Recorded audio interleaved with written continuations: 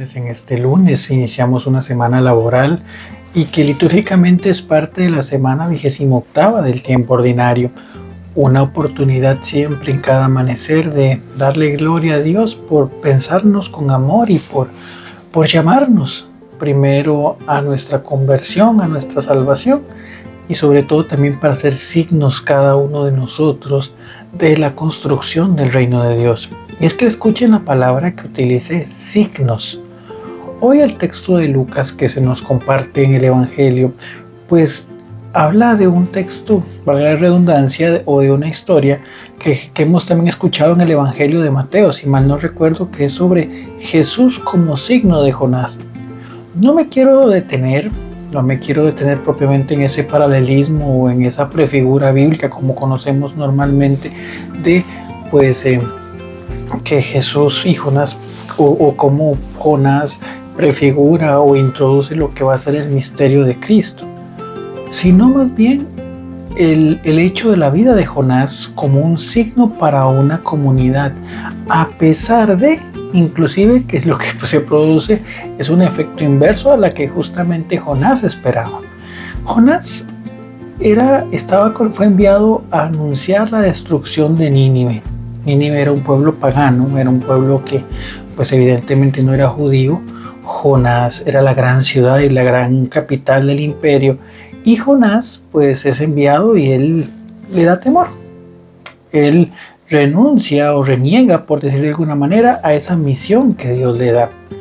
Entonces él decide huir se habla de la ciudad de Tarsis. Como hemos explicado, Tarsis es una forma de decir que pues Jonás hizo exactamente todo lo contrario que le había mandado Dios, porque Nínive estaba a un lado, Tarsis era como el extremo dentro del conocimiento de la época del mundo. Tarsis era como la ciudad más alejada, completamente en sentido contrario de justamente Nínive. Bueno, pues es decir que Jonás quiere llevarle completamente la contraria a Dios, hace exactamente lo opuesto. Se da la situación del barco, viene la turbulencia, el barco está siendo atacado y bueno, viene lo que ya sabemos, Jonás es tirado al mar por solicitud de él, con el objetivo de salvar el barco, y bueno, está 3 días en el vientre de un pez enorme que después lo escupe y él ya ahora sí cumple la misión propiamente de ir a Nínive. Lo importante de todo esto es cómo Jonás, o mejor dicho, en ningún momento del texto se nos dice ese gesto o esa obra portentosa.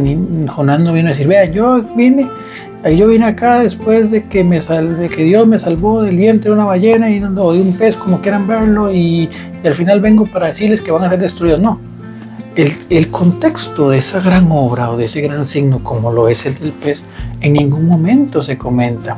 Simplemente el anuncio que tenía Jonás para el pueblo de Nínive, que era que en 40 días iban a ser destruidos. Y bueno, pues ante esa situación, empezando por el rey, que es el libro de Jonás, hasta terminando pues por el más humilde de los súbditos, hacen penitencia, usan saco, hacen ayuno, y eso logra, por decir en el contexto del Antiguo Testamento, aplacar la ira de Dios. Entonces, ¿a qué voy con toda esta explicación y lo que hablábamos sobre los signos? Es reflexionar sobre qué tanto nosotros nos podemos también convertir en signos de Dios. Así como nosotros hemos sido renacidos del agua del bautismo, que es justamente la prefigura que encontramos en Jonás, que sale del vientre de la ballena o del pez, como queramos decirlo, porque realmente en ningún momento dice que es una ballena específicamente. Y así como Jesús, pues pasando por la muerte, renace o resucita, y justamente en todo eso se nos incorpora ese renacer en el bautismo, ¿cómo nosotros como bautizados, cómo nosotros como llamados por Dios, nos convertimos en signos para la conversión de otras personas? ¿Cómo nosotros actuamos para que otras personas se acerquen a Dios? O más bien todo lo contrario, ¿cómo nosotros nos convertimos en personas que más bien alejan, que hacen que las personas no quieran buscar a Dios? Y eso pasa mucho, y es importante que lo entendamos. Los signos de Dios son aquellos que buscan animar, acercar, que obviamente en su momento les corresponderá corregir, pero a ninguno nos corresponde juzgar. Eso es lo primero que tenemos que entender en ese llamado que somos signos de Dios. Pero también, sobre todo, entender hasta qué punto hemos sido capaces de detectar los signos de Dios. ¿Por qué? Vuelvo al ejemplo de Nínive y Josué, y Jonás. Jonás en ningún momento habla del gran portento que Dios hizo en él. Pero el pueblo de Nínive, escuchando la voz de aquel que habla en nombre del Señor, obedece y se convierte. Nosotros muchas veces queremos vivir una religión muy laxa, muy de hacer lo que nos corresponde, pero en ningún momento tener una cierta o tener ese sentido de encuentro verdadero con Dios. Lo hablábamos ayer, lo reflexionábamos justamente. ¿Qué me enseña o a qué punto me lleva la Eucaristía? ¿Cuál es mi relación con ella? Voy a misa simplemente porque es la tradición dominical o de sábado, si normalmente usted va a la Eucaristía el sábado, pero de ahí, ¿es la Eucaristía verdaderamente un signo del encuentro de Dios?